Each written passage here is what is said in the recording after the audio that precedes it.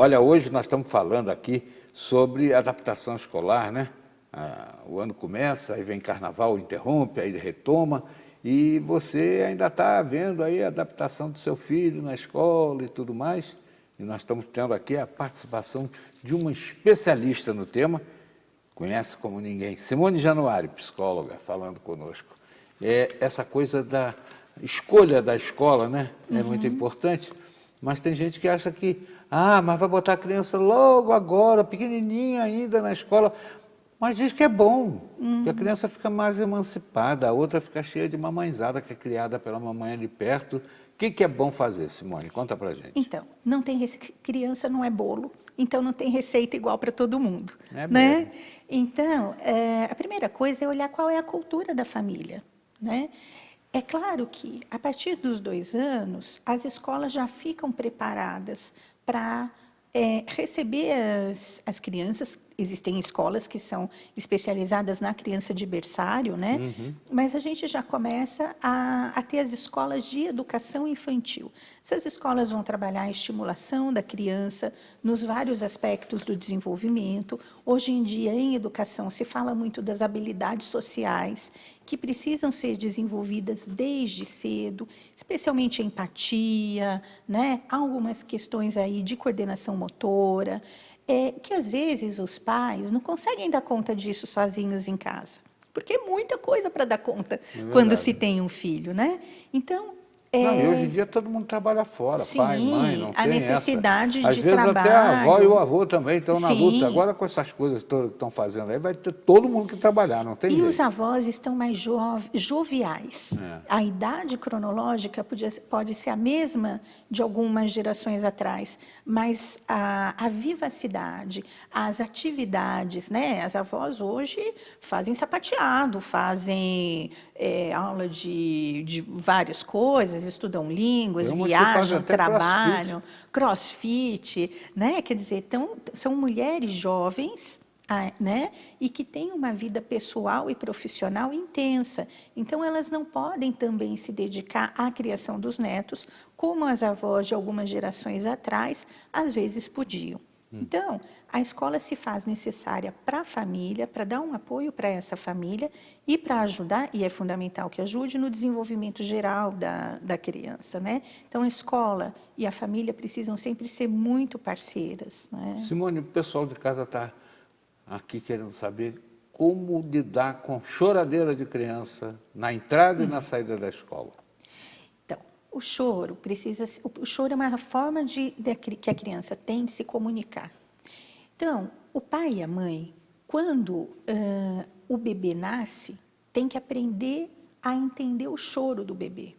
É o choro de fome, é o choro, né? E aprende, né? A identificar quando é o choro de fome, quando é o choro de fralda, quando é o choro de manha, quando é o choro porque está sofrendo com alguma coisa. O choro da porta da escola, ele tem um significado para cada criança.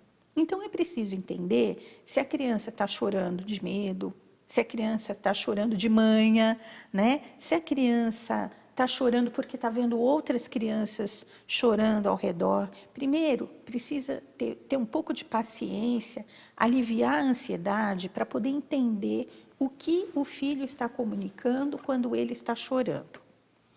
A escola vai fazer o trabalho dela de tentar puxar essa criança para dentro da escola, né? Mas a gente tem que pensar que uma criança de 2, 3 anos, eles ainda são muito pequenos, às vezes para entrar sem choro, né? Pegar uma criança que tem a mochilinha quase que do tamanho dela e ela tem que entrar sozinha e sorridente pela escola, talvez seja um exagero de exigência em cima da criança, né? Então, primeiro ouvir o que a criança quer comunicar com o choro e depois ajudar a criança a fazer o enfrentamento da situação que está causando o choro, né? Dentro de um tempo relativamente pequeno, apesar de, às vezes, parecer que vai durar a eternidade, né, a criança chorando, a criança vai se adaptar, né? E as coisas vão começar a fluir, né? Pai e mãe de criança pequena precisam entender o seguinte: se a criança nasceu, e quando nasce o filho, né, quando é que vai falar, né? Quando é que vai nascer dente, vai falar, vai andar, né? E se as coisas vão acontecendo ao seu tempo, a criança também vai se adaptar ao seu tempo e com a ajuda da escola e da família ao ambiente escolar. Você falou em reação, o pessoal de casa também está aproveitando o mote para perguntar: o que, que a gente ensina para o filho que leva a mordida? Reagir ou aceitar passivamente como uma coisa natural? Eu acho que hoje em dia as pessoas precisam aprender a pedir ajuda. Uma criança de 2 anos dificilmente vai conseguir se defender de uma maneira adequada de uma mordida do colega. Partir para cima e devolver a mordida não me parece uma coisa muito de mamíferos humanos, né? A gente vai para outro tipo de mamífero, se virar um mordendo o outro. Então, a criança, ela desde cedo, ela precisa aprender o seguinte: a reconhecer o espaço dela e o corpo dela. Ela precisa aprender que ela não pode deixar que os outros façam com o corpo dela aquilo que causa vergonha, aquilo que machuca, aquilo que traz desconforto. Essa é a primeira lição. A segunda, se algo está acontecendo nesse sentido, é preciso pedir socorro. Dentro da sala de aula, para a professora. Fora da sala de aula, para os pais ou para o adulto de confiança. E esses adultos precisam saber o que fazer na situação. Agora que a gente foi de novo lá para a pré-escola, né? Vamos voltar para a escola. Lição de casa. Pai e mãe devem deixar o filho se vira nos 30, ou devem ajudar na pesquisa, na colagem, nos trabalhos? Então, esse é o assunto que causa um grande burburinho dentro das escolas, E né? dentro de casa também. Sim, porque dentro de tem casa pai também. e mãe que falam assim: poxa, peraí, eu botei na escola, eu que vou ter que ficar fazendo esse trabalho aqui? Então, a primeira coisa que pai e mãe precisam saber é que estudar é como comer. Quando a gente nasce, a gente não sabe que tem café da manhã, almoço, jantar e lanches intermediários. A gente aprende isso. A gente aprende que à noite dorme e de manhã acorda, né? Quando a família recebeu o bebê, provavelmente o pediatra, a avó, alguém disse: olha, durante o dia deixa barulho acontecer, deixa a casa aberta e quando chegar à noite vai pondo a casa para dormir, né? Para a criança aprender a hora de dormir, a hora de ficar acordado. A tarefa e o estudo é a mesma coisa. A gente ajuda a criança a criar hábito de estudo. O que é isso? Na medida do possível, estudar sempre no mesmo horário, no mesmo lugar. As crianças pequenas, elas vão precisar de ajuda, mas a ajuda não é o pai pintar a tarefa para a criança, ou recortar a tarefa para a criança, ou fazer a tarefa para a criança.